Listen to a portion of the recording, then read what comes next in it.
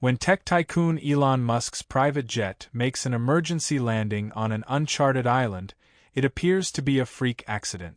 However, the supposedly desolate island houses an extraordinary research facility with technology that beyond anything the world has seen. As Elon and his pals discover the facility's true purpose, stealing brilliant ideas directly from the minds of the world's best thinkers, they become embroiled in a hazardous game of cat and mouse with the mysterious Vivian Cole. What began as a survival struggle soon becomes a battle to safeguard not only Elon's ideas, but the fundamental integrity of human intellect itself. The reality behind this mysterious operation will disclose a startling connection to Elon's background, altering all he thought he knew about himself. The sleek white private plane sliced through the heavy storm clouds like a knife. Lightning flashed outside the windows, prompting Elon Musk to look up from his tablet. He was not afraid of flying. After all, he did build rockets. But something about this storm seemed different. How much longer, Reggie? Elon summoned the cockpit, where Captain Reginald Dawson was navigating the plane through the stormy weather. Captain Dawson said, "About 3 hours, sir. This storm was not on our radar when we left Tokyo, but it should pass soon." Elon nodded and returned to examining notes from the technology conference. The excursion had been worthwhile. New partners for his businesses and new ideas for the future. Next to him, his assistant, Leora Chong, was furiously typing on her laptop. "The crew in Texas is thrilled with your improved battery design." Leora spoke without looking up. "They have already started running simulations." Elon smiled. Leora was the best assistant he had ever had. Always one step ahead, and never afraid to inform him when his ideas required improvement. With her sharp mind and even sharper tongue, she kept his feet on the earth even when his thoughts were among the stars. Suddenly, the plane fell like a rock. Elon's iPad shot up and smacked the ceiling before crashing to the ground. Leora's laptop dropped off her knees. The lights flickered. Captain Dawson apologized and called back. "Just some turbulence." But Elon could hear the pilot's concern in her voice. After 15 years of flying together, he could tell when Reggie was trying to appear fearless. Another, harder drop. The airplane rocked fiercely. Outside, rain pelted the windows like angry fists. A shrill ping echoed throughout the cabin, followed by a red warning light on the wall. "Mr. Musk and Ms. Chong." Captain Dawson's voice became tight with strain. "I require you both to strap in quickly." Leora hastily shut her laptop and fastened her seatbelt. "What's going on?" she inquired, her normally steady voice quivering slightly. Before Elon could respond, the plane lurched to the right. A noisy grinding. The left engine made a noise before becoming silent. The worst noise you may hear on a plane. "Engine 1 is out," Captain Dawson exclaimed, his hands racing over the controls. "Engine 2 is overheating. We are losing altitude." Elon grabbed his armrest. He had encountered danger before, but this was different. He kept the variables under control at his plants and test site. He was only a passenger in a metal tube thousands of feet above the Pacific Ocean, powered by failing motors. Elon pondered his options, his mind already working out distances, fuel reserves, and survival rate. "Working on it, sir," Captain Dawson responded, his voice firm despite the commotion surrounding them. "There's a little island about 40 miles south.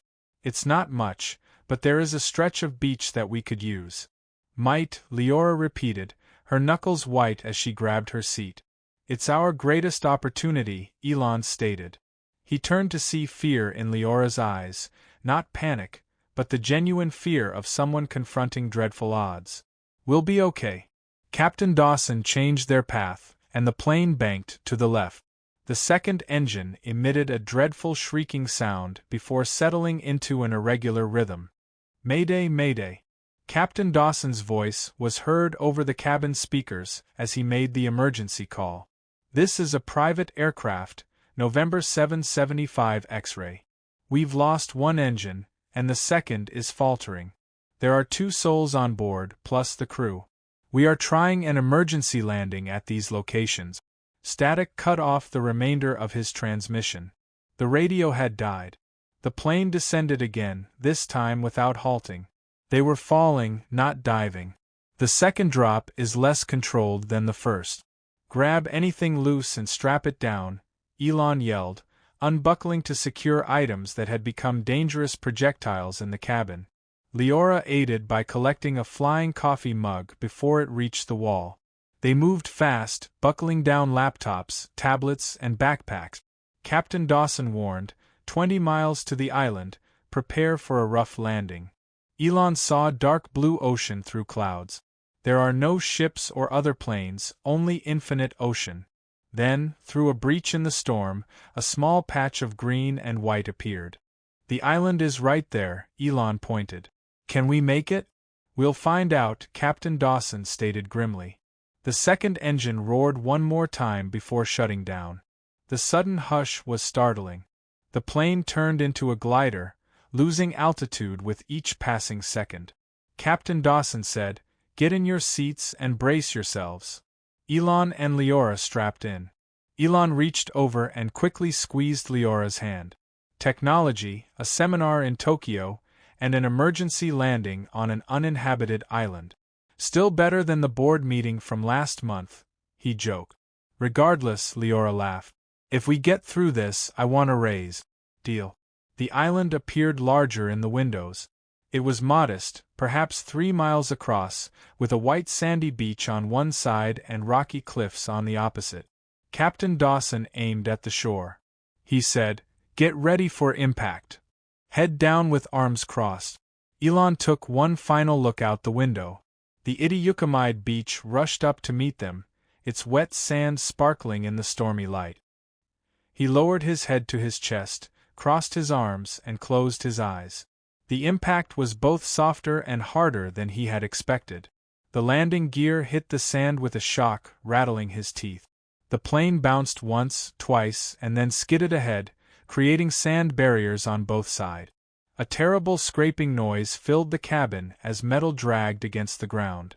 Something smacked Elon in the head. He assumed it was a fallen oxygen mask. Pain flashed behind his eyes. The world whirled, then stabilized. The jet came to a halt after what seemed like hours but was most likely seconds. The fuselage continued to be pummeled by rain. The wind howled outside, but they stopped falling. Leora? Elon turned to his aide. She was bent forward, still in the brace posture, but looked up when she heard her name. A little wound on her forehead leaked blood, but she appeared generally healthy. She expressed surprise that she was still alive. "Are you in?" "It seems so." Elon undid his seatbelt and stood on wobbly legs. "Reggie, are you okay up there?" A groan echoed from the cockpit, followed by Captain Dawson's voice. "I'm fine, just checking the systems." Elon made his way into the cockpit. Captain Dawson sat amidst a tangle of dead screens and limp instruments. A severe bruise was forming on his cheek from hitting the control panel, but he was still aware and attentive. "Nice landing," Elon said, meaning it. "You have saved our life." Captain Dawson shakes his head. "Do not thank me yet. We are alive, but we are also stranded. The radio is dead, the satellite phone is dead, and we are not on a flight route that would have heard our mayday. So what now?" Leora inquired, appearing behind Elon. She had wiped the blood from her face, leaving a mark on her sleeve. "Now," Elon remarked, staring out through the damaged window onto the weird island shore, "we can see where we've arrived." The three of them approached the main cabin entrance. Captain Dawson made an effort to open it. The rain and wind started instantly. Inside, in addition to the fragrance of salt, there is something delicious and strange. They glanced out onto a gorgeous white beach that led to dense vegetation. There were no buildings, lights, or traces of human life, only untamed, undisturbed nature reaching as far as they could see. "In the middle of nothingness," Leora muttered. "It could be worse." Elon responded, his mind already spinning with ideas for survival, repair, and rescue. As they stepped onto the damp sand of that unfamiliar island, he had no idea that the collision would mark the start of the weirdest voyage of his life. The storm passed through the night. They'd spent those dark hours in the devastated, plain area, inventorying their supplies and planning plans. When daylight arrived, beautiful sunshine replaced the furious clouds, exposing their surroundings in full light for the first time. "We need to get fresh water first," Captain Dawson stated, carrying a rucksack made of an airplane seat liner. "The food comes next. I'll check the plane's emergency beacon again. It wasn't operating last night." Elon nodded while surveying the tree line. The beach extended for approximately a half-mile, with deep vegetation beyond. In the distance, a little peak rose from the island's center. "I've been thinking," Leora explained, placing a new bandage to her forehead cut. "This island is not on any charts, so Captain Dawson would have known about it prior to the collision." "Not necessarily," the pilot responded. "There are thousands of little islands in the Pacific. Not all of them appear on flight charts, especially if they are uninhabited." Elon was not listening. Something about the jungle drew his attention. "Look at the trees," he remarked, pointing. "They are different." The three approached the jungle's edge. The plants did certainly appear weird. Some leaves appeared to be too precisely fashioned, with odd patterns. Flowers grew in colors Elon had never seen before, including one with petals that gleamed a faint blue even in the sunlight. "That is not natural," Elon stated, reaching out to touch the shimmering blossom. "Plants don't always glow like this." "Do not touch it," Leora warned. "It could be poisonous." Captain Dawson frowned. "I do not like this. Let's keep to our plans. Find water, food, and try to signal for assistance." They followed what appeared to be a natural path into the jungle. Strangely, the trail seemed almost too convenient, snaking between trees and allowing for easy travel. "Does this look like a trail to anyone else?" Leora inquired after they had walked for 20 minutes. Elon had wondered the same thing. He agreed that the trail was too tidy for animals. The trail led them to a tiny brook with clear water. Captain Dawson tested it using equipment from the plane's emergency kit. "It is safe to consume," he announced. "Almost too pure. There are no microbes at all." As they filled their water bottles, Elon observed something peculiar about the neighboring fruit trees. Their limbs hung laden with bright fruits, but each tree was neatly spaced from the others. "Almost as if someone planted these," he exclaimed abruptly. "This is not wild growth. Look at the space. It is too even." Leora picked up a round purple fruit. "Should we try it?" Elon said. "I'll go first," and took the fruit. He chewed into it cautiously. Sweet liquid entered his mouth, with flavors of blueberry and mango. "It's good. Actually, it was very good." While they ate, Elon looked more closely at the plants. Many had traits he hadn't seen before. Leaves have small solar panel-like structures. Roots that appeared to develop links with nearby plants. "These aren't ordinary plants," Elon explained, examining a brilliant blue fruit hanging from a nearby tree. "These were designed by someone. This is biotechnology that beyond anything I've seen."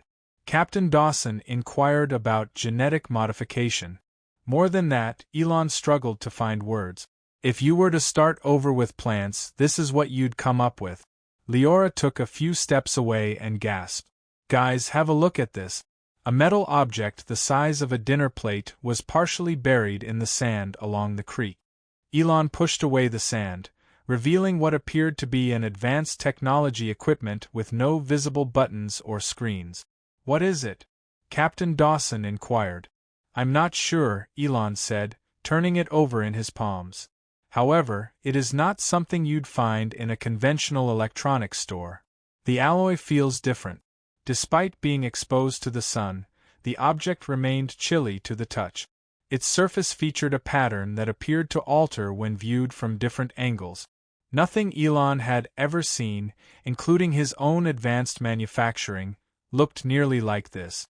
Captain Dawson advised us to keep moving, as he looked uneasily at the surrounding jungle. "Determine whether we can find higher ground to spot any ship." As they progressed along the track, they discovered more unusual plants and occasionally more metal objects half buried in the earth. The route ultimately took them to a clearing dotted with fruit trees and what appeared to be a vegetable garden. Leora looked at the perfect rows of plants and stated, "This is not natural." Captain Dawson suddenly stooped down to examine the ground. "Footprints," he said softly. "Human, created today or yesterday." Elon felt a shiver despite the warm weather. "We are not alone here." They followed the footsteps to the edge of the clearing before disappearing into another dense bush portion. As they debated whether to continue, Captain Dawson pointed to the peak in the distance. "We should go to higher ground before sunset. Perhaps we can see—" A sound halted him, a low humming murmur coming from deeper in the jungle. It rose and fell in a manner that appeared almost melodious, yet was undeniably mechanical. "What's that?" Leora whispered.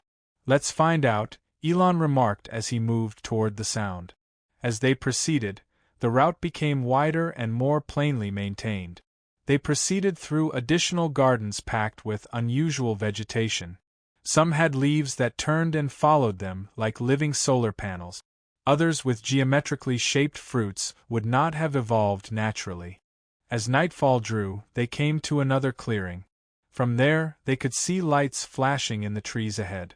Soft blue and white sparkles pulsed gently as the darkness grew. "Electricity," Elon stated. "Someone has authority here, or something."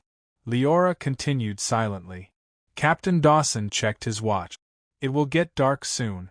We should return to the plane, where it is safe." Elon glanced at the faraway lights. Every instinct told him to investigate and solve the riddle. But the sensible side of his mind knew Dawson was correct. Wandering through an uncharted jungle at night was dangerous. Elon decided to return first thing tomorrow morning. As they turned to return to the shore, a commotion interrupted them. Trees snapping, something moving through the underbrush. They froze and listened. The jungle became silent. Even the weird humming has stopped. Then, just when the silence got oppressive, a voice emerged from the darkness between the trees. "Hello, Mr. Musk," it read. "We have been waiting for you." Elon felt his heart skip a beat. Captain Dawson took a protective step in front of him and Leora, reaching for his belt-mounted emergency flare gun. A woman in her mid-30s walked out of the shadows, her copper-colored hair drawn back into a tidy ponytail.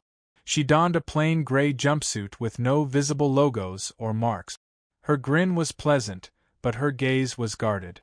"My name is Zara," she said, offering up empty hands to demonstrate that she was unarmed. "I am one of the researchers here. We spotted your plane's crash landing and are preparing to dispatch a team to assist you." "Researchers," Elon repeated. "What exactly are you researching on an unmarked island in the middle of nowhere?" Zara smiled wider. "Mr. Musk, it's the future. Something you're well familiar with."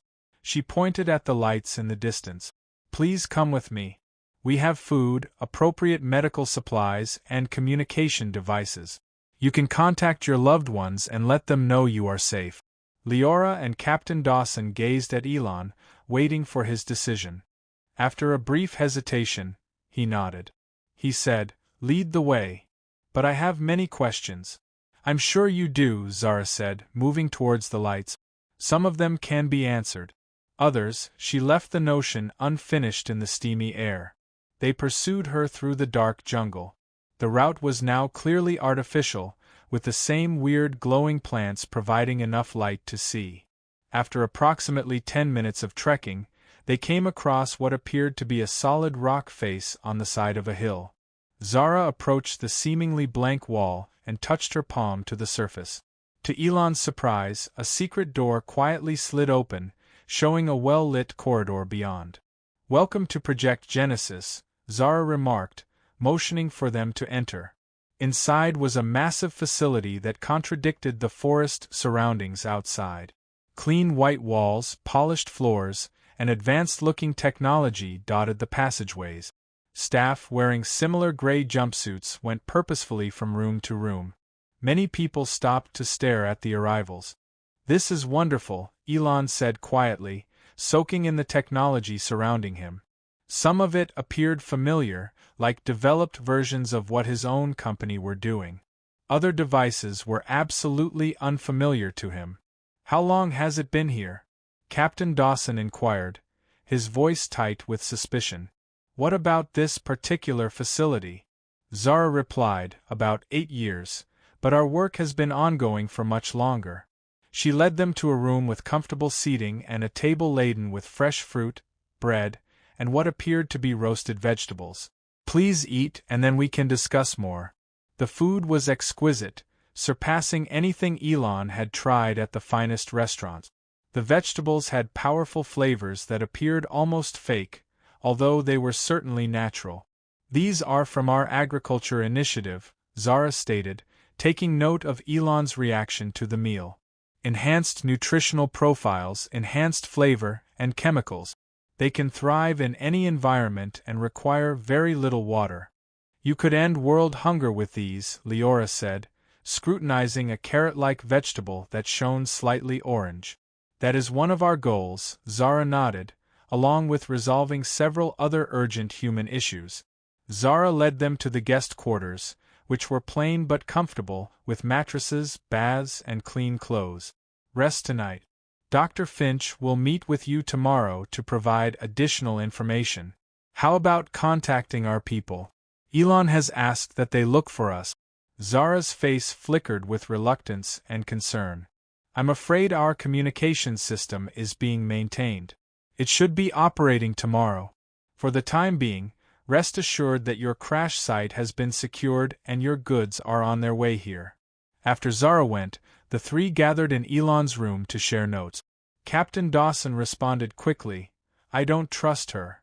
This entire setting feels weird. Why is such an advanced research facility located on an unmarked island? How did they know who you were, Mr. Musk? I'm one of the most recognizable people in technology, Elon said dryly. But you're right, something feels odd. She isn't telling. We are everything. Leora sat at the edge of the bed, lost in thought. Have you noticed how some of the technology looks like designs from your companies? Not exact replicas, but as if someone took your ideas and developed them differently. Elon nodded slowly. He'd noticed, and it bothered him. Tomorrow we'll get answers. For the time being, let's play along. Sleep was surprisingly easy in the nice beds. In the morning, they were given fresh clothes in the same neutral gray and a breakfast that rivaled the quality of the previous night's dinner. Afterward, Zara returned to accompany them. Dr. Finch is ready to meet you right now. She led them deeper into the complex, past laboratories where scientists worked with equipment that Elon could only partially recognize. One area held what appeared to be a gigantic 3D printer structure that pulsed with organic vitality. Another contained rows of plants growing under customized lighting. Their constructions are plainly engineered. Finally, they entered a big circular room dominated by a holographic display depicting Earth from space. Real-time weather patterns swirled across the surface. Standing in front of it was a tall man with silver hair and striking green eyes. Elon Musk, he added, turning to face them with scarcely restrained enthusiasm. I am Dr. Marcus Finch. I've been following your work for years, presumably carefully enough to develop your own versions, Elon said, nodding to the equipment around them. Dr. Finch laughed. We had comparable inspirations, that is all. Brilliant minds often reach similar conclusions. What precisely is this place? Leora inquired, her tone professional yet strong. And why is it hidden? Project Genesis is humanity's insurance policy, Dr. Finch responded. We create solutions for existential problems such as climate change, food insecurity, pandemics, diseases, and energy scarcity. Captain Dawson stated noble aims, but this does not justify the concealment. Dr. Finch's smile had faded significantly. Not everyone agrees with our concept of open-source solutions to humanity's issues. There are powerful institutions, governments, and businesses who would prefer to control these technology rather than have them freely dispersed. As he talked, a news story appeared on a wall screen. The headline stated, Search continues for missing Musk jet.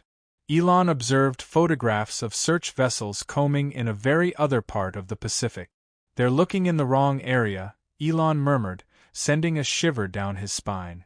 Dr. Finch responded smoothly, stating that it was a necessary precaution. "For your and our protection." Before Elon could react, a loud hum filled the room and a door on the far side slid open. Beyond it, Elon saw a large cavern full of technology unlike anything he'd ever seen before. At its heart was what appeared to be a containment device, glowing with blue energy. Strange sounds came from within, not quite mechanical and not quite organic. Dr. Finch hastily clicked a button and the door slid closed. "What was that?" Elon demanded. Dr. Finch's smile returned but did not reach his eyes. "That, Mr. Musk, is the future. And we'd really appreciate your assistance in constructing it." Elon crossed his arms. "I don't help with projects that I don't comprehend. Why don't you start by showing me what's behind the door?" Dr. Finch exchanged a glance with Zara. "On time. First, let me show you what we can provide." For the next hour, Dr. Finch took them on a tour of the facility's more accessible regions.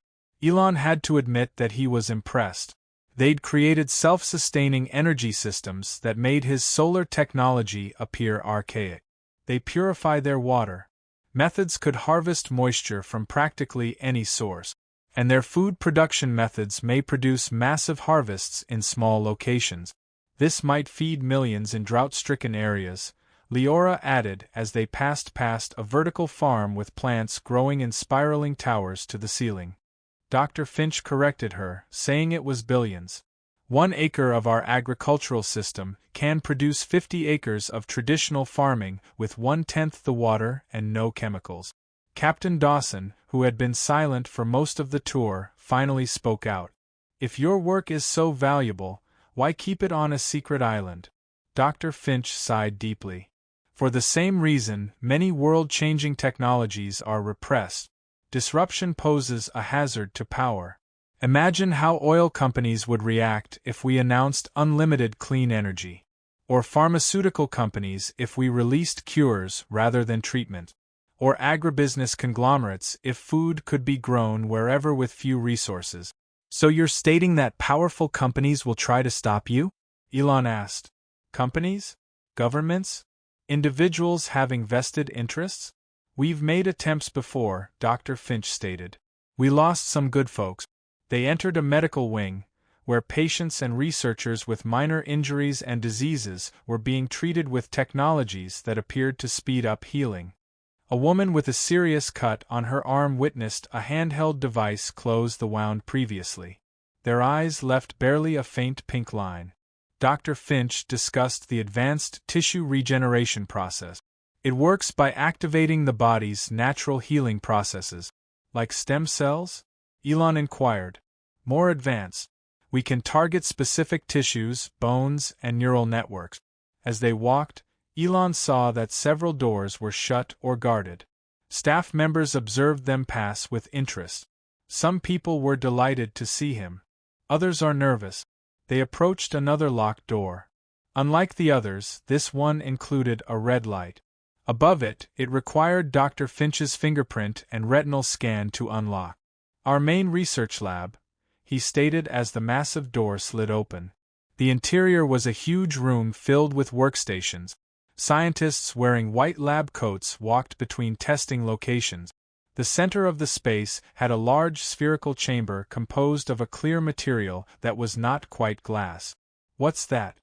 Elon inquired, pointing at the sphere. "Our quantum computation core," Dr. Finch enthusiastically stated. "It crunches data at a rate that makes typical supercomputers look like pocket calculators." Elon approached the sphere and studied its construction. The material appeared to ripple somewhat, like water, but remained solid. Inside, bursts of light swirled in intricate patterns. He explained that this is not based on silicon. It was not a question. "No, we've evolved beyond standard computing materials," Dr. Finch said. "The core combines organic molecules with manufactured crystals capable of maintaining quantum states at ambient temperature." "That's impossible," Elon stated. Dr. Finch grinned. And yet, here it is. As they moved across the lab, Elon saw something peculiar. On one scientist's screen was a design that appeared familiar. Very familiar. It was comparable to a propulsion system he had designed privately months before but had not shared with anyone, including his own engineers. Before he could take a closer look, Dr. Finch led them to another location. This is where we create our environmental restoration technology. But Elon's thoughts were focused on what he had just witnessed. How could they have anything that was so identical to his personal design? As they passed another desk, Elon noticed some similar concept. He was considering a battery design. He had just recently been aware of the development of a brain interface system. It wasn't merely comparable technology. These were his concepts, albeit with a few tweaks. Leora saw his face and followed his eyes. She also recognized the designs, and her eyes widened a little. At the far end of the lab, they came to a sealed door. Unusual noises emanated from within. What sounded almost like whispers blended with mechanical whirs. "What's inside?" Captain Dawson's hand moved involuntarily toward the flare gun he still carried as he asked. "It's still forbidden there." With haste, Dr. Finch steered them away.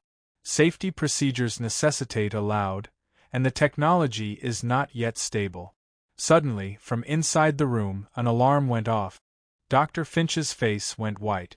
He hurried over to a console nearby and entered a code. His anxious expression persisted even after the alarm went off. He said there was nothing to worry about, but he was betrayed by the tension in his voice. "It's just a calibration problem." Zara walked over and spoke softly into Dr. Finch's ear. He furrowed his brow. "I'm sorry, but we have to end our tour," he said. "I have to attend to technical matters. After Zara shows you to the dining hall for lunch, you might want to take a nap. This evening we can carry on our conversations."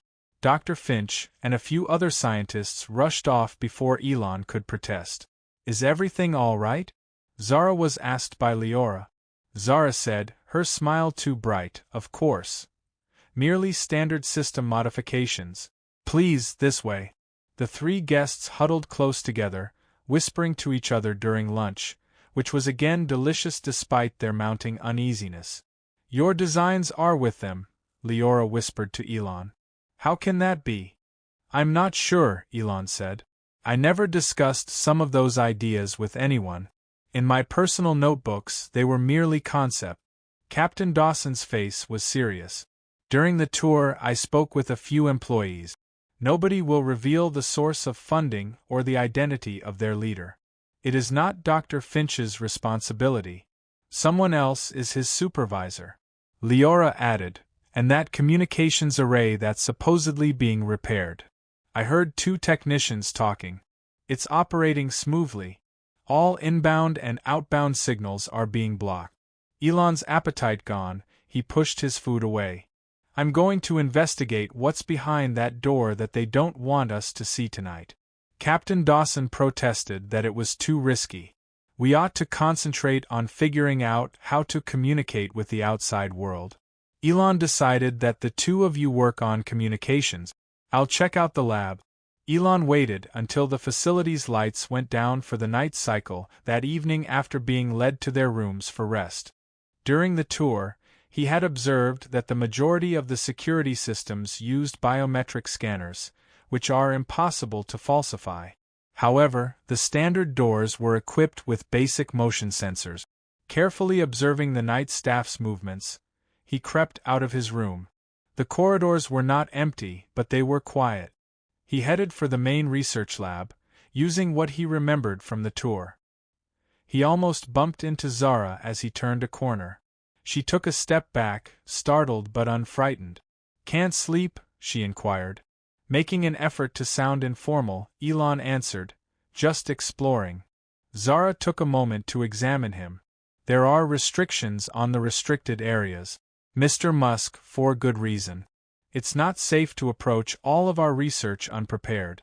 "You seem to understand my thoughts," she answered. "I recognize curiosity when I see it. You are who you are because of it. After a moment of hesitation, she added quietly, I never told you this, but if you really want answers, look in the East Wing, room E17. She left before Elon could inquire further. Elon changed his mind and made his way to the East Wing. There was no guard or marking on room E17. As he got closer, the door slid open. There were filing cabinets and digital storage drives in what looked to be a basic storage room. Elon started looking through the document. The majority included technical details. He had no time to read it all the way through. Then he discovered a folder with the name Subject 142, Cognitive Extraction. He opened it and froze. There were thorough notes about his own methods of creativity, work habits, and thought processes. The design concepts were attached. His design ideas were from many years ago. He had abandoned some ideas and pursued others. The notes about ideas he had never discussed with anyone, however, were the most unsettling of all. Things that only existed in his head, ideas he had only considered, and dreams he had had. The impossible truth started to sink in as he gazed at the file. They had been inside his head somehow. He was startled by a sound in the hallway. Elon quickly used his phone to snap pictures of multiple pages. The folder was then slid back into position. A security guard came around the corner as he slipped out of the room. Elon moved back toward the guest quarters, ducking into an alcove and waiting for the guard to pass. His mind was full of inquiries. How could they be privy to his innermost thoughts? Was it being watched? Can you read minds? Neither appeared feasible, but the proof was indisputable. Leora and Captain Dawson were waiting tensely when he arrived at his room. Where have you been? Leora asked in a low voice. Elon said, I found something, and he pulled out his phone to show them the pictures. We were worried sick. They have files on me, on my thoughts, ideas I never shared with anyone, Captain Dawson said, his face going white as he looked at the pictures. This isn't feasible. That's what I believed, Elon said. But somehow they've been watching me. Maybe all of us. We should leave, Leora said. The plane is damaged beyond easy repair, Captain Dawson cut in. We'd need parts we don't have. They were silenced by a gentle knock on the door, and Elon motioned to the others to put the phone away before opening it. Dr. Finch stood in the hallway, appearing both relieved and irritated. Mister, you were exploring our facility unsupervised, he said, adding, our security system noted. That's not safe. Neither is stealing people's thoughts, Elon said icily. Dr. Finch let out a sigh rather than denying it. I knew you'd look into it. You always do. Elon was taken aback by the odd wording. What do you mean always? Dr. Finch asked, looking down the hallway before entering the room and shutting the door behind him. I think it's time we were more honest with each other. May I? He sat on the edge of the bed without waiting for permission, and Elon noticed for the first time how exhausted the man appeared. I didn't want to overwhelm you on your first day here, Dr. Finch said, replacing the self-assured scientist of the past with a heavier-looking person. Elon insisted, but I see you won't be satisfied with half-truths. Tell me about your private thoughts first. At least not directly, Dr. Finch stated.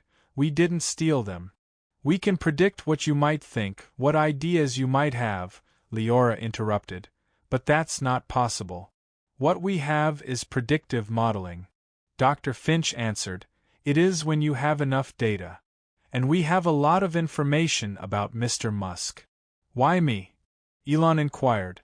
Because you're one of the few people left who have the resources and the vision to change the world, Dr. Finch said plainly. We've been keeping an eye on a number of important innovators in an effort to forecast the innovations they might make. After that, we strive to accelerate those discoveries. Captain Dawson folded his arms. You want us to think you crashed our plane so you can prove your research to Elon? Dr. Finch insisted. We didn't cause the crash. His face was earnest. It was true bad luck. However, once it occurred close enough to our island. Dr. Finch stood and paced the tiny room, saying, "Well, we've been hoping for a chance to talk with Mr. Musk for years. The work we do here is essential. The climate catastrophe, food shortage, illness, and energy crisis are problems that most of the world's powerful people are too short-sighted to properly address. We're developing solutions to existential threats facing humanity," Elon stated. "However, they don't support your tactics, do they?" Dr. Finch posed a challenge. "We don't have time for the typical slow pace of innovation when entire ecosystems are collapsing and billions of lives are on the line. So, rather you. What? Before they can even finish developing their ideas, snoop on innovators and steal them?" Leora inquired. Her choice of words made Dr. Finch wince. "We speed up what would occur organically. Mr. Musk, the concepts would remain yours. We're merely assisting them. Mature more quickly?" Elon looked closely at the scientist. Dr. Finch was not saying anything that went beyond what he had already acknowledged. "What's in the lab behind the locked door?" Elon inquired abruptly. "The one that set off the alarm?" Dr. Finch paused. "It's difficult." Dr. Finch looked at his watch and said, "Technology that isn't ready yet." "For what?" "For sharing with the world. We should all get some rest because it's late. If you don't mind, I'd like to show you some of our current projects tomorrow." Following Dr. Finch's departure, the three of them exchanged silent glances before Dawson finally remarked, "He's hiding something big, Captain." Obviously, Leora concurred, but some of his statements seem accurate. Millions of people could benefit from their technology. Elon sat ponderously in a chair. "For the time being, I'm going to comply and see what else I can discover. While you're doing that, I'll continue working on communications, Captain," Dawson said. "Perhaps I can gain access to that locked room. There must be a way to communicate with the outside world." Zara arrived the following morning to accompany Elon to the laboratories. Captain Dawson was asked to examine their sustainable energy systems, and Leora joined a team of researchers engaged in agricultural projects. Elon considered splitting them up so that we could compare notes more easily. In a different lab than the one they had previously visited, Dr. Finch was waiting. This one had what appeared to be design stations, which were sophisticated computers with holographic displays. "These modeling systems are what we use," Dr. Finch clarified. "We use them to develop and test new technologies, virtually before building prototypes." Elon went to one of the stations, and the user interface was simple, reacting almost before he touched it, and in a matter of minutes, he was interacting with a 3D model of a solar panel that had efficiency ratings that were significantly higher than anything that was currently achievable. Despite his misgivings, he acknowledged, "This is remarkable." "We thought you'd appreciate it," smiled Dr. Finch. He guided Elon to another station where a sophisticated energy distribution system was on display and said, "There's something specific I'd like your opinion on. With this design, we've reached a dead end.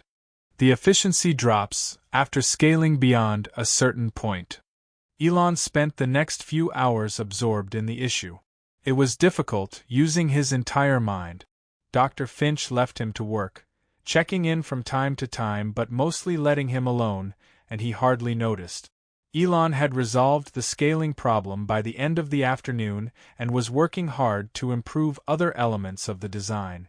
Even though he knew he was doing exactly what they wanted, he couldn't help but be drawn in by the problems.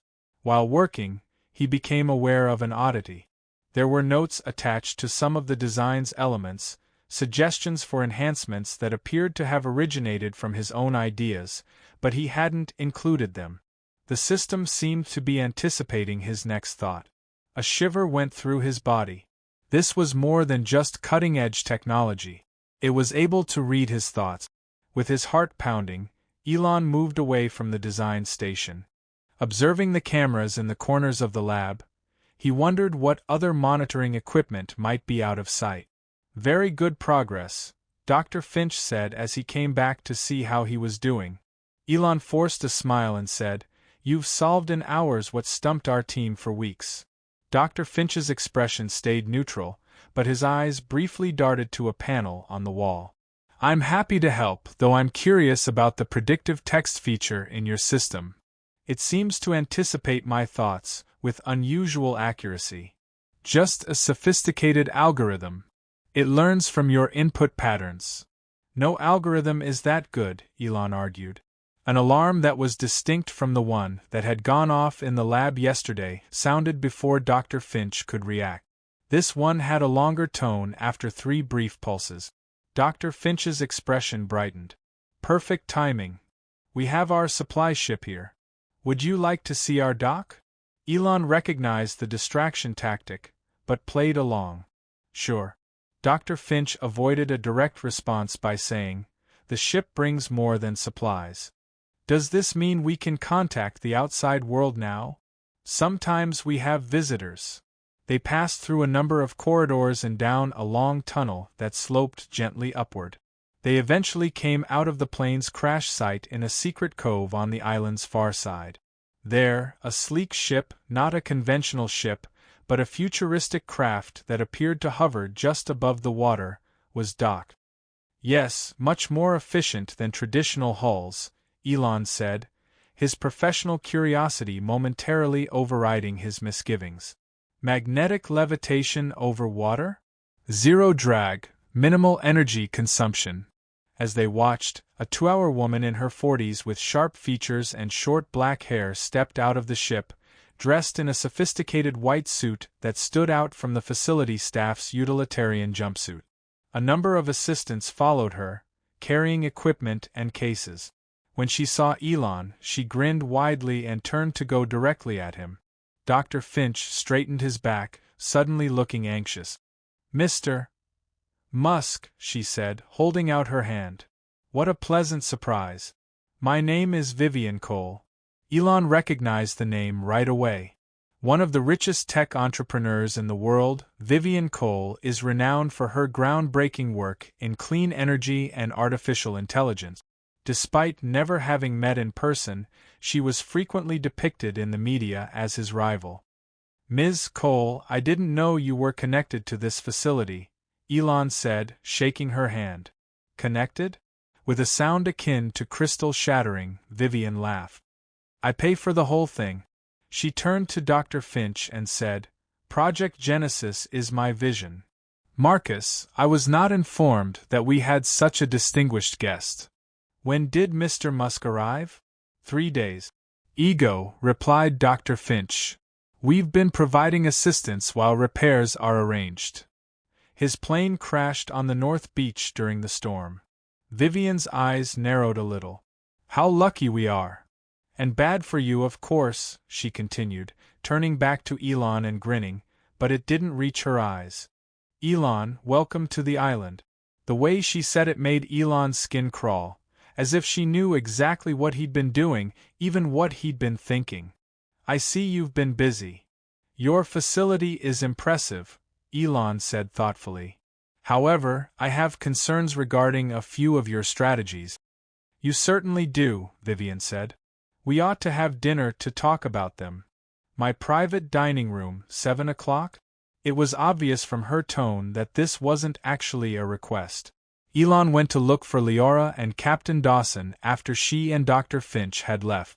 In Leora's room, whispering to each other while the shower ran to cover their conversation, they compared notes. Leora said, "Vivian Cole," shaking her head in shock. "That explains the funding, but not the secrecy. She is well known. Why conceal? What is her relationship to this location?" "Because their actions here are illegal," Captain Dawson proposed. "Or moral. I've made some strides with the communications system," he added. "There's a satellite uplink on the main building's roof, which is strongly secured, but I might be able to access it with the right tools." "How long would you need?" inquired Elon. "A few uninterrupted hours. The challenge is gaining access and avoiding detection." "I might be able to create a distraction tonight," Elon stated. During dinner with Vivian, Leora looked worried. Be cautious. She took out a tiny tablet that she had somehow snatched from the agricultural lab and said, I found something today, too. Observe this. The tablet included profiles of dozens of individuals, including artists, scientists, and innovators. Each person's ideas, creativity patterns, and thought processes were thoroughly examined. Elon had the largest file. They're not merely keeping an eye on you, Leora muttered. They're methodically studying creative minds. Elon arrived at Vivian's private dining room at 7 o'clock. Its opulent furnishings stood in sharp contrast to the rest of the building's functional layout. With a glass of red wine already in her hand, Vivian sat at the head of a table that was set for two. She gestured to the chair to her right and said, Please join me. They talked about technology, space exploration, and sustainable energy, all subjects Elon was enthusiastic about. The chef has prepared something special. The meal was exquisite, with each course more impressive than the last. Despite his misgivings, Vivian was intelligent and informed, making the conversation interesting. As they waited for dessert following the main course, Vivian leaned forward. I'll be honest with you, Elon. I have been keeping a close eye on your career. Your mind is extraordinary. The way you think through issues and come up with solutions is exactly what we need here. And what is here? Elon inquired. Beyond the public-facing research, Vivian smilingly said. We have been observing you for a considerable amount of time, she stated, disregarding his inquiry. You don't realize how valuable your mind is. So I've gathered from the files I found. Were Vivian taken aback by his admission, she didn't show it. Then you'll see why we've taken the time and effort to research you. Perhaps once every generation, minds like yours emerge. The inventions you could make in the next 30 years could revolutionize humanity by centuries. Or you could just take those inventions straight out of my brain, Elon said icily. Vivian's smile remained unwavering. What a crude way to explain such a beautiful process. Elon, we're not stealing. Elon heard raised voices from a nearby room. We're accelerating, bypassing the messy, inefficient, organic process of innovation. He caught a glimpse of Dr. Finch arguing with someone through the partially open door. Before an assistant closed the door, the words, moving to the next phase, and the real reason we brought him here, drifted through. Vivian pretended not to have heard. Tell me, Elon, would you not go to any lengths to solve all of humanity's greatest challenges in your lifetime? As she was speaking, Elon noticed a small device on the table next to her hand. It pulsed with a faint blue light every time he had a new thought. Wouldn't the ends justify the means? It was still watching him. Elon covered the device and laid his napkin on the table casually. Elon remarked, You have interesting technology, as Vivian's smile narrowed a bit. Looks like there might be privacy issues. Vivian chuckled lightly. Don't you think privacy is such an antiquated concept? Especially between coworkers. We might be. Is that what we are? I'd like to offer you a partnership, Elon. Your brain and our technology could transform human progress. Elon took a sip of water to buy himself some time to reflect. He needed to exercise caution if the device was able to read his thoughts. He stated cautiously, I'd need to understand more about your methods before considering any partnership. Yes, of course, said Vivian, nodding. Dr. Finch will grant you complete access to our primary research tomorrow. No more secrets. She looked at her monitor. It is becoming late. We should both get some rest. Elon hurried back to find Leora and Captain Dawson after leaving Vivian's dining room. Once more, they ran the shower to cover up their conversation when they first met in Dawson's room. Elon muttered, It's worse than we thought. They've developed technology that can actually read minds. Leora's eyes widened as she said, Vivian had a device monitoring me during dinner. That explains the files. They're not just prediction. They're taking them out right away. We have to get out, Captain Dawson stated firmly. When they believe I'm assisting with their energy systems, I respond, I've been working on the plane. I can get it flying in about 2 days with the parts one borrowed. Not pretty, but enough to get to Hawaii. Elon said that 2 days might be too long. Vivian said that they would have complete access to their primary research tomorrow. I believe she is preparing something, Leora said, taking out the tablet she had taken. The file described a procedure room that was being prepared for tomorrow morning. It included medical equipment positioned around what appeared to be a specialized chair that was restrained. The notes mentioned thought extraction protocol and subject preparation. They're not requesting collaboration, Elon understood.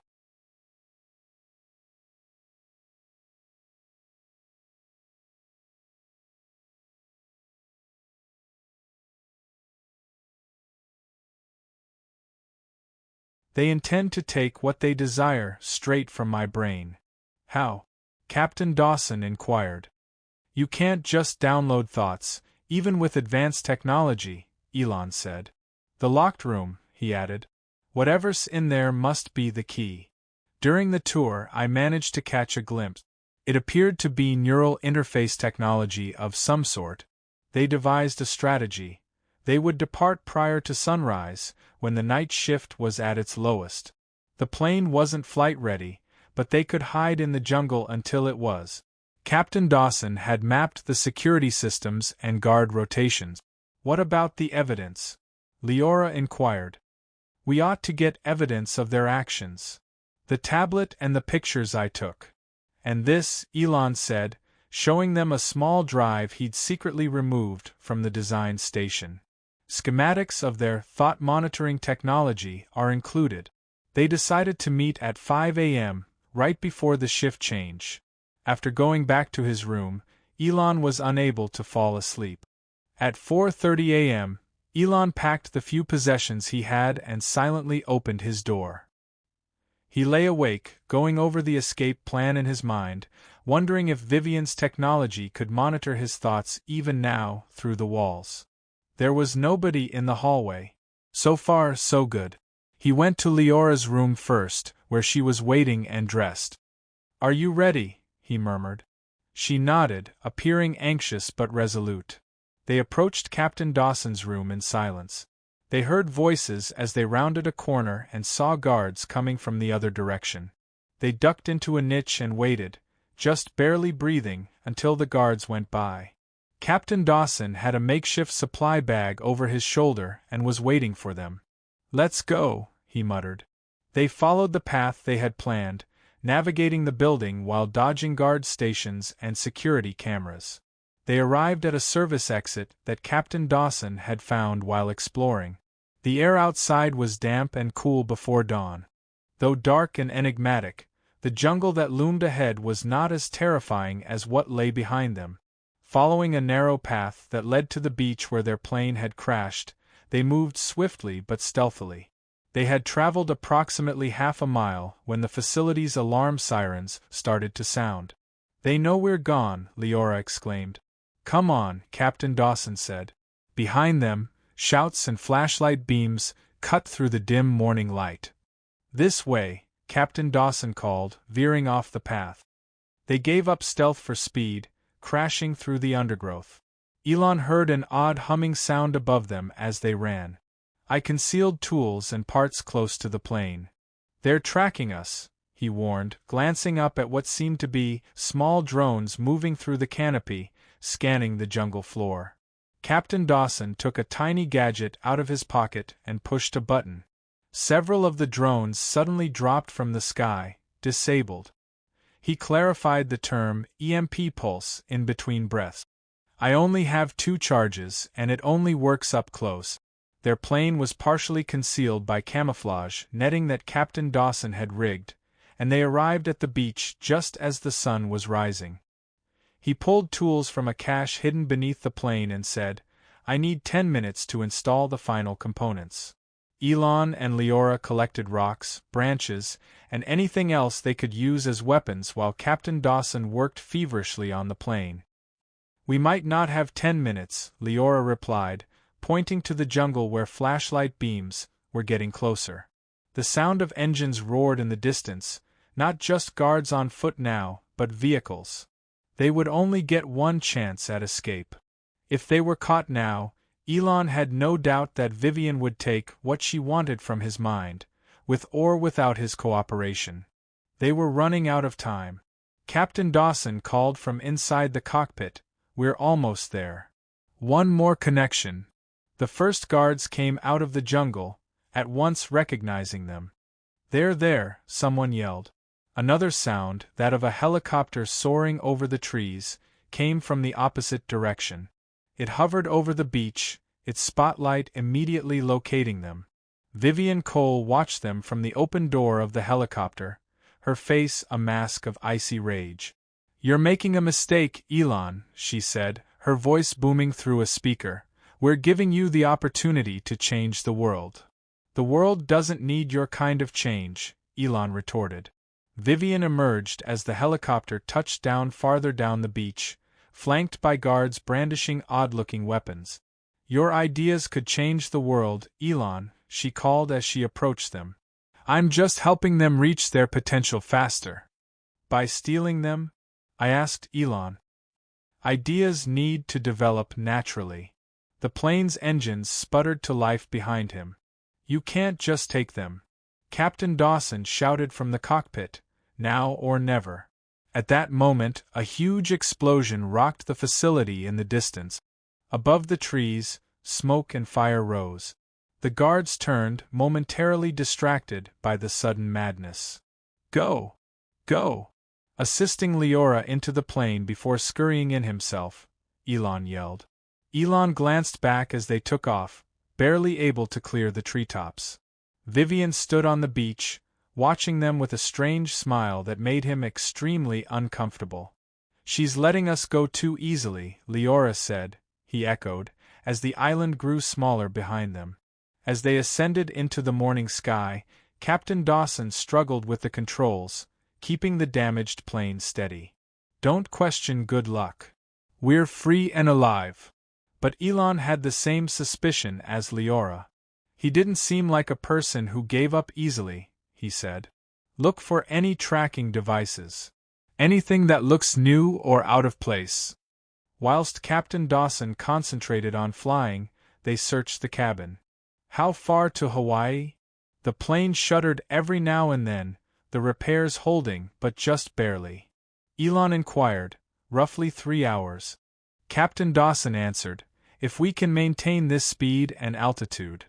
But with these patch jobs, we're burning fuel faster than usual." Leora, who had been looking under seats, suddenly froze. "Found something." She held up a small black disc the size of a quarter. A faint red light pulsed through it. "Tracker," Elon said. "Can we turn it off?" "They'll know we found it if we do," Leora remarked. The plane lurched violently, and she was interrupted by a loud bang. "Maybe we should." The dashboard flashed warning lights. What was that? Over the abrupt roar of the wind, Elon yelled. Captain Dawson struggled with the controls. "Something struck us. The left engine is damaged." Elon moved to the window. Behind them, growing larger by the second, was a sleek aircraft unlike any he'd seen before. It had no visible propellers or jet engines, but it moved at incredible speed. "They're following us," he said grimly. "And shooting at us," Captain Dawson added as another impact rocked the plane. "That's some kind of energy weapon." The dashboard sparked and smoked. The plane began to lose altitude, dropping toward the endless blue ocean below. "Can we remain airborne?" Leora inquired, her knuckles white as she gripped her seat. "Not for long," Captain Dawson replied. "The controls are failing." Vivian's calm voice came through the radio, which had been silent until now. "Return to the island, and no one will be harmed. This is your only warning." Captain Dawson turned off the radio. "I am not going back," he stated firmly. "I'd rather ditch in the ocean." "Wait," Elon said, his mind racing. "I have an idea." He moved to the back of the plane, where their few supplies were stored. From a tool bag, he pulled out components he had taken from the facility, parts of their advanced technology he had secretly pocketed during the tour. Leora, I need your help. We're going to build a shield. Working quickly, they assembled the components into a crude device. Elon plugged it into the plane's electrical system. What is it supposed to do? Captain Dawson called from the cockpit, struggling to keep them level. It's based on their drone jamming technology, Elon stated. If I'm right, it should disrupt their weapons long enough for us to gain some distance. Another hit rocked the plane. The right wing sparked where something had grazed it. Whatever you're doing, do it quickly, Captain Dawson advised. Elon completed the final connection. The device hummed to life, glowing with the same blue energy he had seen throughout the facility. Now we see if it works. After a few tense seconds, nothing happened. Then the pursuing aircraft suddenly veered off course, as if its systems had momentarily failed, and it fell behind, giving them precious distance. It worked, Leora exclaimed. Not for long, Elon warned. The power cells I grabbed will only last a few minutes. Captain Dawson pushed the damaged plane to its limits, squeezing every bit of speed he could from the struggling engines. There's a small island chain about 20 minutes ahead. If we can reach it, we might be able to hide among the islands until help arrives. If we can call for help, Leora pointed out, our radio is shot. Elon examined the plane's communication system. I can fix this. I just need time. As he worked on the radio, Leora kept watch out the window. They're coming. Back, she said tensely. They've brought friends. 2 more aircraft had joined the pursuit, all 3 now flying in formation behind them. They kept their distance, likely wary of the makeshift shield, but showed no signs of giving up. The radio is working, Elon announced finally. Basic functionality only. Captain Dawson immediately started broadcasting. Mayday, Mayday. This is the private aircraft November 775 X-ray. We are under attack and experiencing engine failure. The coordinates are, a massive energy pulse hit them, far stronger than previous shots. The shield device exploded in a shower of sparks. Smoke filled the cabin, as systems failed across the plane.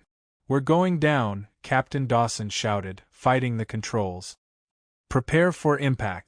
Through the window, Elon saw a small island approaching rapidly, just a speck of land in the vast Pacific, which Captain Dawson aimed for. Their only chance of survival.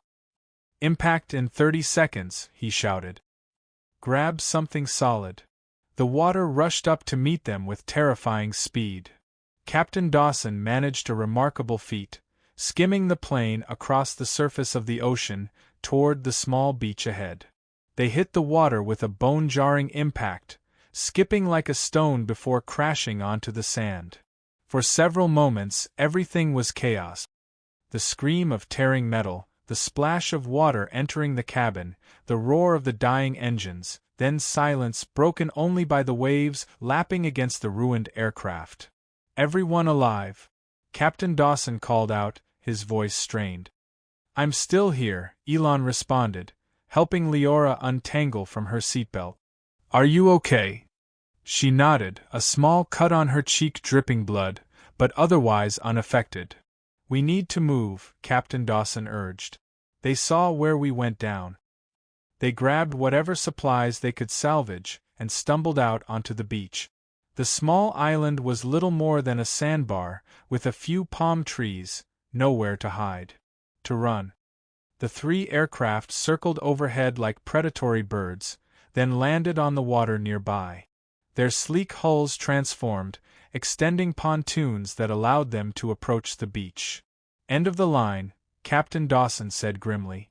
The lead craft opened, and Vivian Cole stepped out onto the beach. That was quite impressive, she called to them, especially the shield. You see, Elon, this is exactly why we need your mind. Armed guards emerged from the other craft, surrounding them. There was nowhere to run, no way out. Your ideas could change the world, Vivian continued, walking towards them. I'm just helping them reach their potential faster by stealing them, Elon challenged. Ideas must develop naturally. You can't just take them, Vivian sighed, seemingly disappointed by his response. I had hoped you would understand, that you would join us willingly. She turned to face the guards. Prepare them for transportation back to the facility. One of the guards approached Elon with what appeared to be a neural band, similar to the technology he had seen in the locked room. Before the guard could reach him, a distant sound caught everyone's attention. A helicopter appeared on the horizon, then another. They weren't from the facility. These were Coast Guard rescue choppers responding to their mayday call. Vivian's expression shifted from confidence to calculation. After a moment, she smiled. It seems we'll have to continue this conversation another time. She turned to her guards. Withdraw. Now. As quickly as they had arrived, Vivian and her team returned to their aircraft and sped away, disappearing before the rescue helicopters drew close. As the Coast Guard helicopters landed, and medics rushed toward them, Elon couldn't shake the feeling that something was wrong. Vivian had retreated too easily again. She had them cornered, but chose to leave rather than face questions from authorities. We made it, Leora said, with relief in her voice. But Elon was not so sure. As they were led to the rescue helicopters, he noticed a strange tingling sensation behind his ear. The Coast Guard medics checked them for injuries as the helicopters took off. One paramedic cleaned the cut on Leora's cheek, while another examined Captain Dawson's bruised shoulder.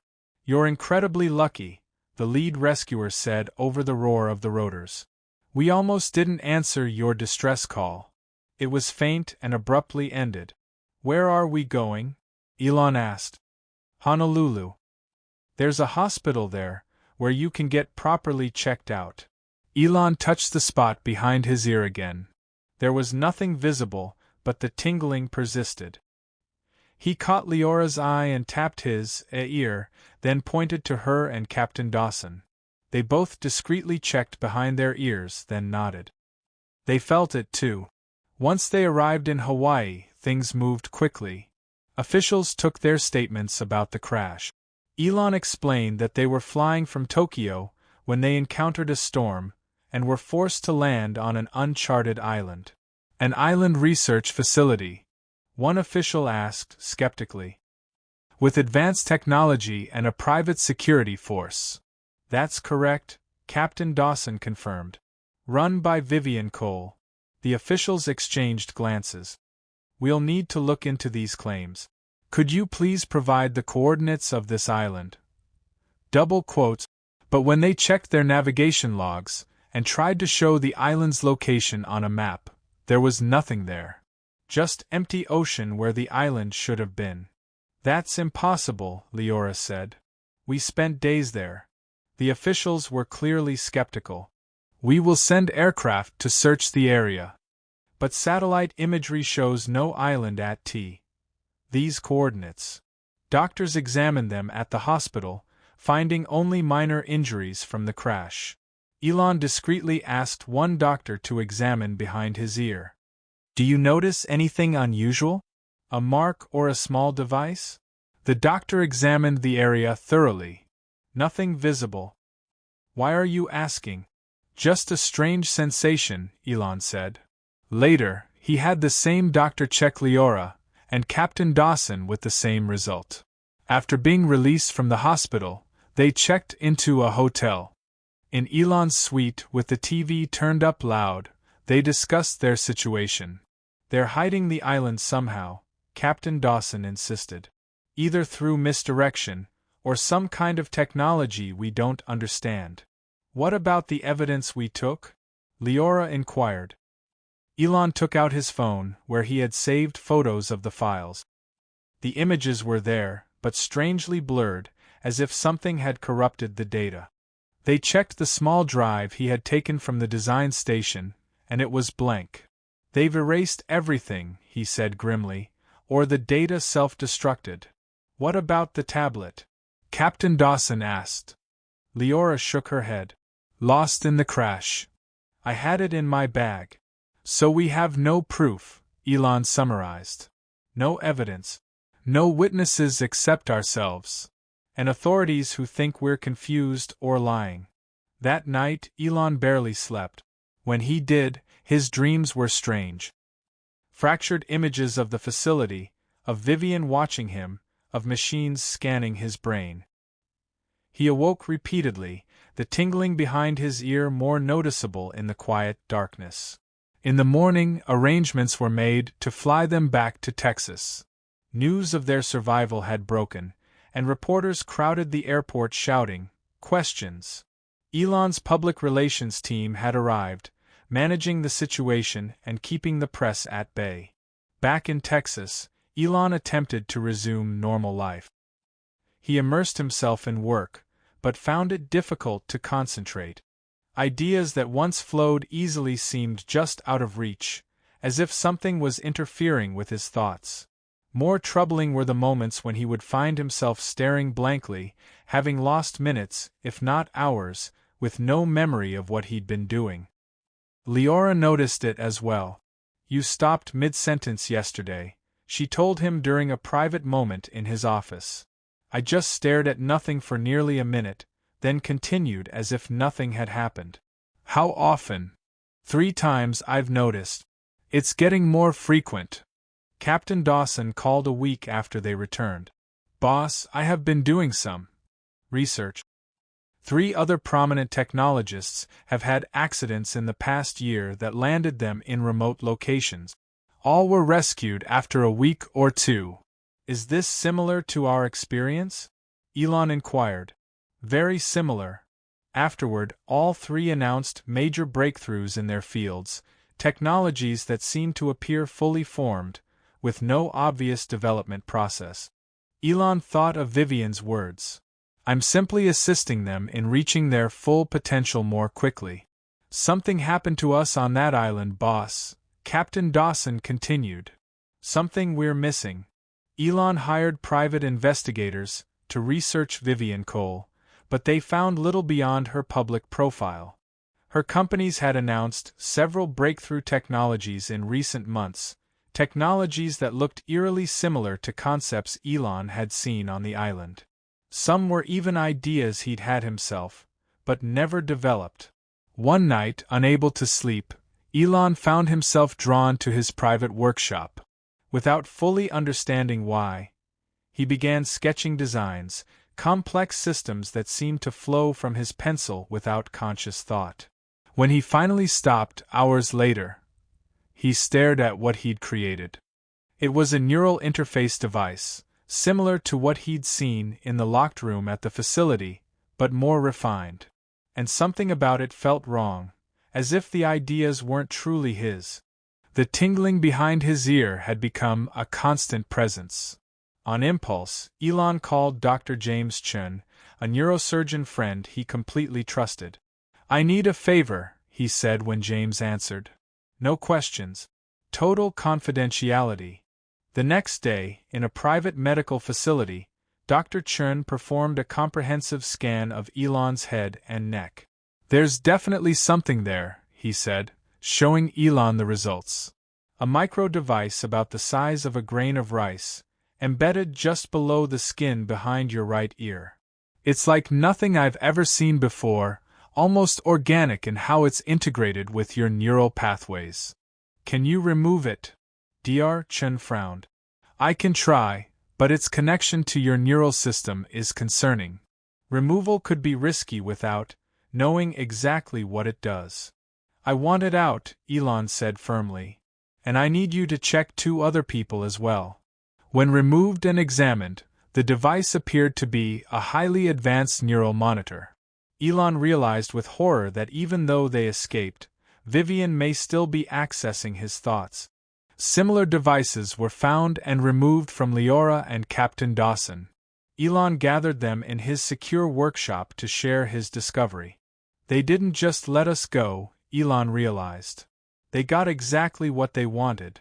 The 3 of them stared at the tiny devices, that had been removed from behind their ears. Each was smaller than a grain of rice, yet contained technology far beyond anything currently available to the public. "How long do you think they were monitoring us?" Leora inquired, her voice unsteady. "Since we left the island, at least," Captain Dawson responded. "But who knows what else they did while we were there?" Elon carefully placed the devices in a sealed container. Dr. Chen is examining the one on my neck. He said its structure is unlike anything he's seen. It's partly electronic and partly biological. It had formed connections directly to my neural pathways. Leora whispered. "And to yours and Captain Dawson's," Elon said. "The question is, what did they access? What did they take?" That night, Elon had more vivid dreams, but these were different. Instead of fragmented images, he saw clear scenes of himself in a sterile white room, strapped to a chair while machines hummed around him. Vivian stood nearby, watching with that same calculating smile. Dr. Finch operated equipment connected to Elon's head. He awoke with a start, sweat soaking his sheets. The dream had felt too real, too detailed to be a nightmare. And he realized something else. The tingling behind his ear was gone, replaced by an emptiness, as if something was missing. The next morning, Elon called Leora and Captain Dawson for an emergency meeting. "I think we're missing time," he told them as soon as they arrived. "I'm having dreams or memories of procedures they performed on us, things we don't consciously remember." "Memory suppression," Leora suggested. "Perhaps those devices weren't just monitoring our thoughts. Maybe they were blocking specific memories." Captain Dawson appeared troubled. "Last night, I had a dream about being in a white room surrounded by machines. It felt real." Leora admitted that she had the same dream. "Not dreams," Elon concluded. "Memories that are resurfacing, now that the devices are gone." They needed to know exactly what had happened to them on the island. Elon contacted Dr. Chen again, explaining their suspicions. "Memory suppression is theoretically possible," Dr. Chen confirmed when they met in his private lab. With the right neural interface, specific memories could be isolated and blocked from conscious recall. "Can you help us recover them?" Elon inquired. Dr. Chen hesitated. "It's experimental, but there are techniques that might help, a combination of guided hypnosis and neural stimulation. I must warn you, however, that forcing suppressed memories to surface can be traumatic." Despite the risks, all three agreed to undergo the procedure. Dr. Chen worked with them individually, beginning with Elon.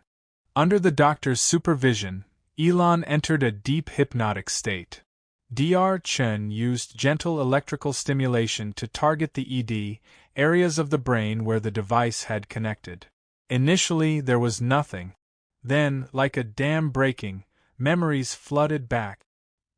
He remembered being taken to a different part of the facility after dinner with Vivian, a section they hadn't shown him during the tour. There was a large room, filled with advanced equipment, cantered around a chair with restraints. They had drugged him, strapped him in, and attached devices to his head. "The procedure is painless," Dr. Finch had assured him, as Elon struggled against the restraints. "We're simply creating a direct neural interface to access your thought processes." Vivian watched from behind glass. "Think of it as a shortcut. Elon, instead of waiting years for your ideas to become reality, we extract them now, fully formed. It's more efficient this way." He remembered the strange sensation as the machines activated, like fingers rifling through his mind, pulling out thoughts, ideas, concepts. Some were projects he was actively working on, others just potential innovations he'd considered, and still others ideas he hadn't even consciously formulated yet. When Elon came out of hypnosis, he was shaking. Dr. Chen quickly ended the session and helped him process what he'd remembered. "They extracted ideas directly from my mind," Elon explained, trembling.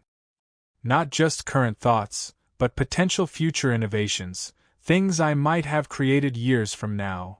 Leora and Captain Dawson had similar sessions, each with their own disturbing revelations. Leora remembered being extensively questioned about Elon's work habits and thought processes, which she had refused to provide until they used technology to get around her objections. Captain Dawson recalled being questioned about security protocols at Elon's companies. When they compared their recovered memories, a disturbing picture emerged. They had been kept on the island for nearly 2 weeks, not just a few days, as they had assumed. The majority of that time was spent in the procedure room, where Vivian and her team systematically extracted information. They took everything, Elon said grimly. My current projects, future plans, and even concepts I'd only dreamed about. Then they implanted the devices to continue monitoring your thoughts after release. Dr. Chen continued, and suppressed your memories of the procedures. But why let us go at all? Captain Dawson inquired. Why not just keep us? Too risky, Leora said. A prominent person like Elon cannot simply disappear without being investigated. This way, they got what they wanted while avoiding an investigation. Elon sat heavily in a chair, the weight of realization crushing down on him. They're using my ideas, and probably the ideas of dozens of other innovators, to build technologies that should be years or decades away. Dr. Chen examined the neural monitoring device under a microscope. This technology alone is revolutionary. The ability to create a direct interface with neural pathways to extract and suppress specific thoughts and memories. We need to expose them, Captain Dawson said firmly. With what proof? Elon countered. The island that does not appear on any map? The evidence that vanished? Our recovered memories would be dismissed as dreams or delusions. What about the devices? Leora asked. Dr. Chen shook his head. Fascinating as they are, they prove only that someone implanted advanced technology in your bodies, not who did it or why. Elon paced the room, thinking. We need to find a way to track them, to locate their operation. How? Captain Dawson inquired. We don't even know where the island is anymore. No, Elon agreed, but we know what they want. He stopped pacing, a determined expression on his face. My ideas, my innovations, and I just had a thought about how we might use that against them. As he outlined his plan, the tingling sensation behind his ear went away, but it left him wondering how much of his mind was truly his own anymore.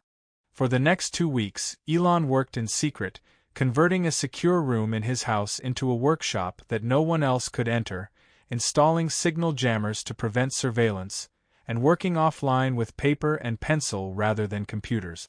During a rare in-person meeting, Elon explained that the first step is to create a blocker that will shield our thoughts without them knowing. Leora and Captain Dawson assisted from their own secure locations, communicating via burner phones and coded messages rather than discussing specifics electronically. Using what they remembered of the neural monitoring technology, and with Dr. Chen's help, they developed a device that could generate a field to disrupt neural monitoring without removing the implant. If they're still watching us through backup devices, they'll think they're getting data, Elon explained, showing them the small device that looked like a hearing aid, but they'll only see what we want them to see. The following phase was more complex. Elon began designing what appeared to be revolutionary new technologies, power systems, transportation mechanisms, and communication networks, all based on concepts he'd been developing prior to the island. However, each design contained a fatal flaw, hidden so deeply that only someone who completely understood the technology would recognize it. These designs look brilliant on the surface, Leora said, reviewing the plans, but they'd catastrophically fail if actually built. Exactly, Elon nodded, and only I would know why. Captain Dawson, using his military connections, began tracking unusual flight patterns around remote Pacific islands, and reported that they were moving. The facility isn't stationary. It's on a floating platform that moves around, which is why search teams couldn't find it, according to Leora. However, they still require supplies, communication, and transportation, as Elon pointed out. They can't be completely isolated. Working with trusted engineers, Elon began developing a real technology, which he kept completely separate from his decoy designs. A detector that could detect the distinct energy signature of Vivian's advanced technology. He explained that everything we saw on the island used the same power source, and if we can track that energy signature, we can find them. Meanwhile, he made sure to think about his flawed designs frequently when he wasn't using the blocking device, so that any potential monitoring could pick up on the concepts. As expected, within weeks, news broke that one of Vivian Cole's companies was announcing a revolutionary new power system, one suspiciously similar to Elon's flawed design. She took the bait, Leora said, and showed Elon the press release. They're fast-tracking development for a demonstration next month. The next part of the plan was riskier. Using their connections, they identified dozens of other innovative thinkers who could have been targeted by Vivian's operation, and they carefully reached out to these individuals with coded messages that would only make sense to those who had visited the island. Eventually, 37 people confirmed their similar experiences of plane crashes, boat accidents, and even car breakdowns in remote areas, followed by rescue by mysterious research teams. All of them had gaps in their memories, and had made breakthroughs shortly after their return that they couldn't fully explain. Elon created a secure communication network for these individuals, sharing information about the neural monitoring devices and how to block them. Captain Dawson grimly stated, "It's bigger than we thought." Together, they began mapping Vivian's operation, companies connected to her, technologies stolen from each innovator, and potential locations of research facilities. As Vivian's company prepared for their big demonstration of the flawed power system, Elon's detector network expanded. He had secretly installed sensors at key locations around the world, including airports, shipping ports, and remote islands, all scanning for the unique energy signature. 3 days before the demonstration, they received a hit. Captain Dawson excitedly reported that they had discovered something. A strong energy signature matching our target, moving in the Pacific about 300 miles northeast of the Marshall Island. Elon realized that they were bringing the main facility closer, possibly to directly supervise the demonstration or to recapture you if something went wrong. Satellite imagery confirmed the presence of an object in that location, disguised as a large cargo vessel but with unusual structural features, and it was moving towards San Francisco, where Vivian's demonstration was scheduled. The plan was coming together. Vivian would attempt to demonstrate the flawed technology, which would fail spectacularly. Elon had prepared evidence packages for authorities and trusted journalists, which included testimony from all of the affected innovators and analysis of the neural devices by multiple independent experts. However, they had not anticipated Vivian's next move. 2 days before the demonstration, Elon received an unexpected video call, and when he answered, Vivian's face appeared on the screen. "Clever, Mr. Musk," she said. Her smile remains calculated, and she continues to feed us flawed designs, which impresses me. Elon maintained a neutral expression, saying, "I don't know what you're talking about." Vivian laughed. "Let's not play games. Fortunately, we discovered the flaws in time, but it did make me realize something important about you. You're both more valuable and more dangerous than I first thought." Her smile vanished, and the screen split to reveal another image, a live feed from a hospital room. "We need to move quickly." Dr. Chen lay in the bed, unconscious and hooked up to monitors. "Your friend is fine for the time being, just sedated," Vivian said. "But he already has one of our newer neural interfaces installed, which is more advanced than the crude version we used on you." Elon's blood ran cold. "What do you want?" "Come to the demonstration tomorrow alone, and pretend everything is normal. After the successful demonstration, which will be successful once we have corrected your minor sabotage, you will leave with my team. cooperate, and Dr. Chen will walk away unharmed and with no memory of the previous week. If I refuse, Vivian's expression hardens. The device in his brain is capable of directly stimulating pain centers in addition to monitoring them. Would you like a demonstration? No, Elon quickly replied. I'll be there. When the call ended, Elon sat motionless, his mind racing. The plan had failed, or had been compromised, and Vivian was once again one step ahead, or was she? He picked up his secure phone and called Captain Dawson. Change of plans, he explained. Vivian is on to us, but she doesn't know everything. Here's what we're going to do instead.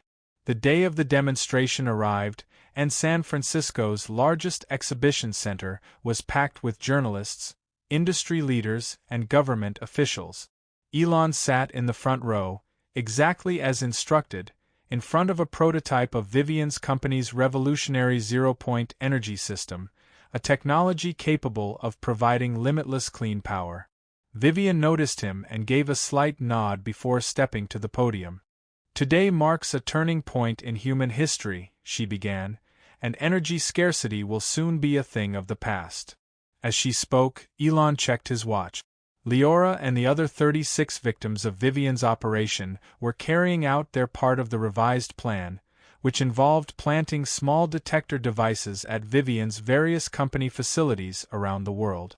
Captain Dawson, meanwhile, led a team of trusted former military colleagues on a rescue mission to free Dr. Chen.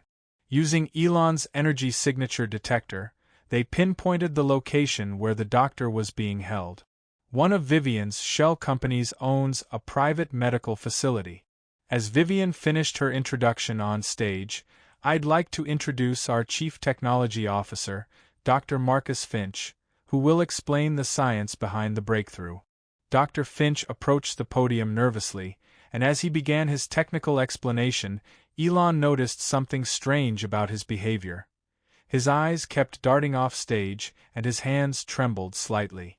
Elon realized he was being controlled as well, like another puppet in Vivian's show. The demonstration continued. Dr. Finch explained that the system is already producing enough power to run the entire building with minimal input.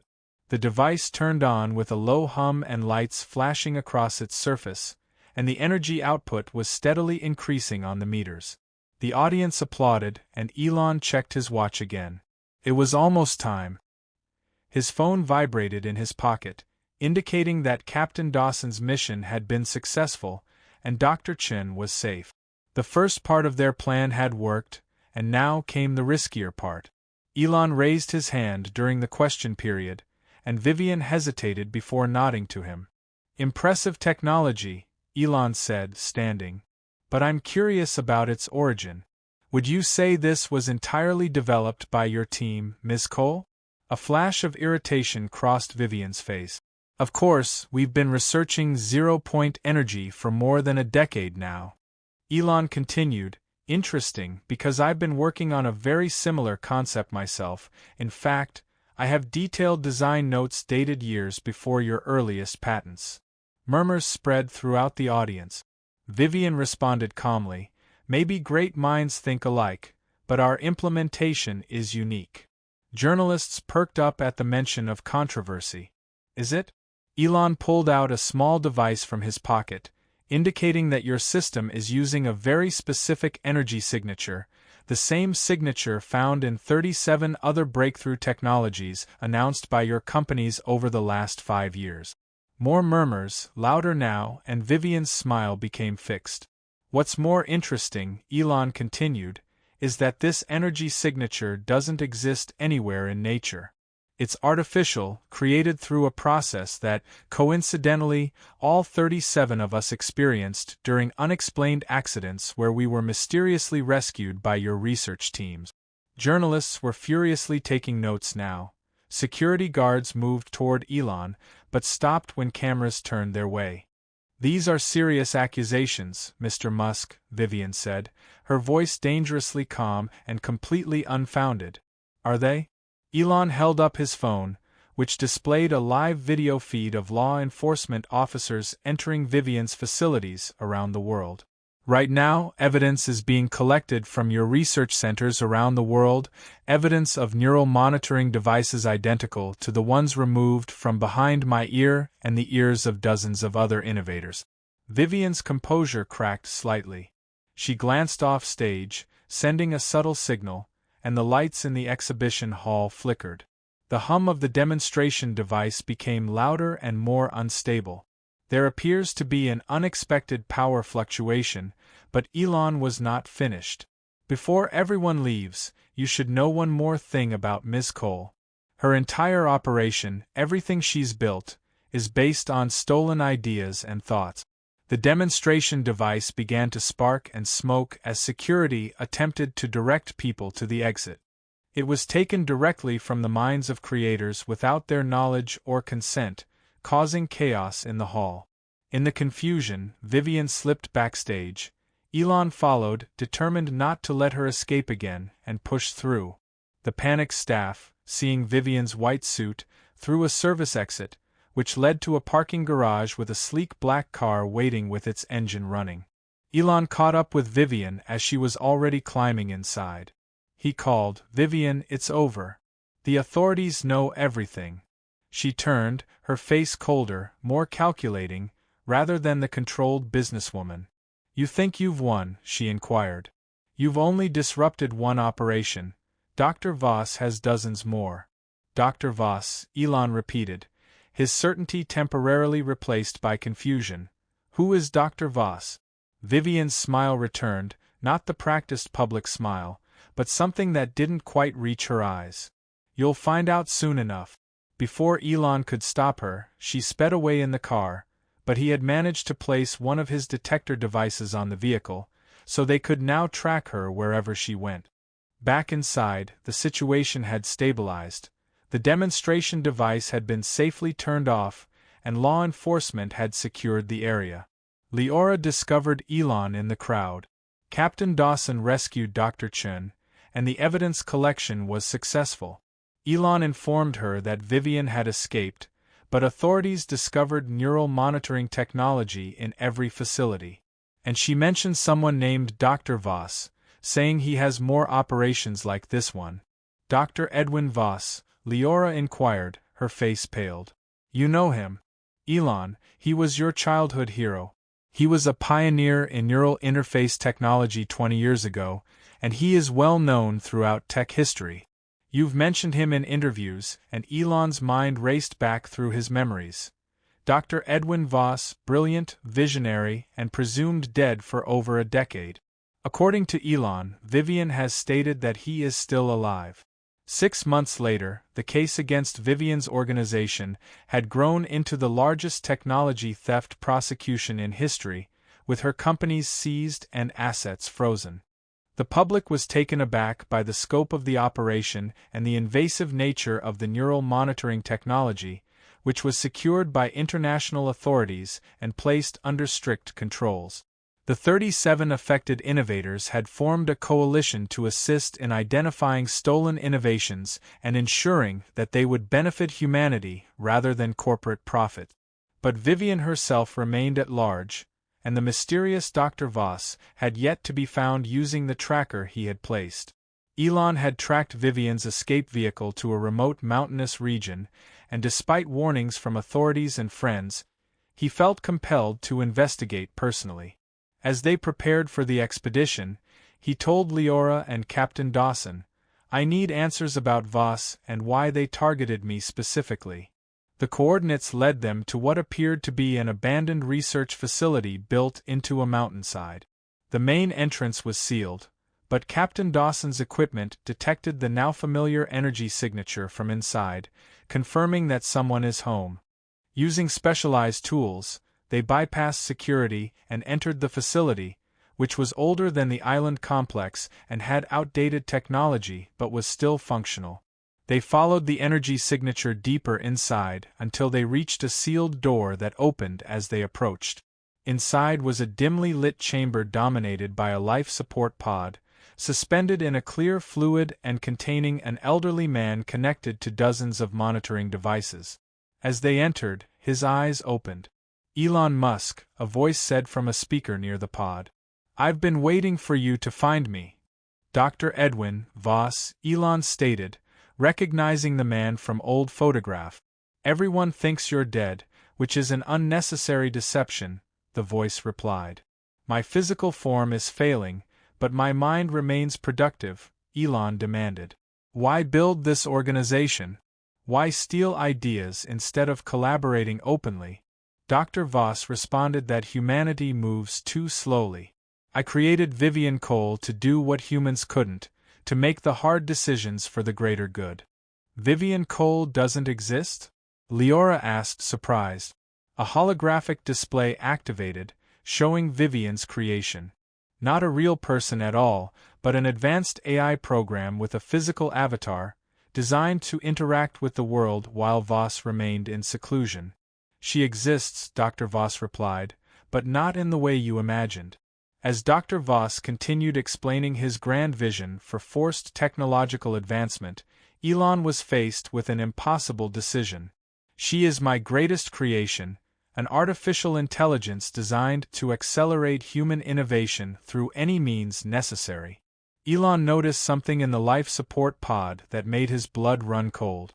He had two options: expose the truth about his childhood hero and destroy the AI, or consider that Vivian's ends may justify her means, even if they violate individual minds. On a small monitor beside the pod, there was a brain scan labeled Musk E, original template, which changed everything he thought he knew about himself and his own past. This marked the end of our story. I hope you enjoyed this thrilling tale of mystery, advanced technology, and mind-bending revelations. Where are you listening from today? I'd love to know what part of the world this story reached. If you enjoyed this adventure, please like this video and subscribe to the channel. Don't forget to share this video with your friends and family, as it helps spread kindness and awareness and expands our storytelling community. New content is added on a regular basis, so you'll never miss out on the most exciting stories. Thank you for listening, and I hope to see you in the next story. Your support is invaluable.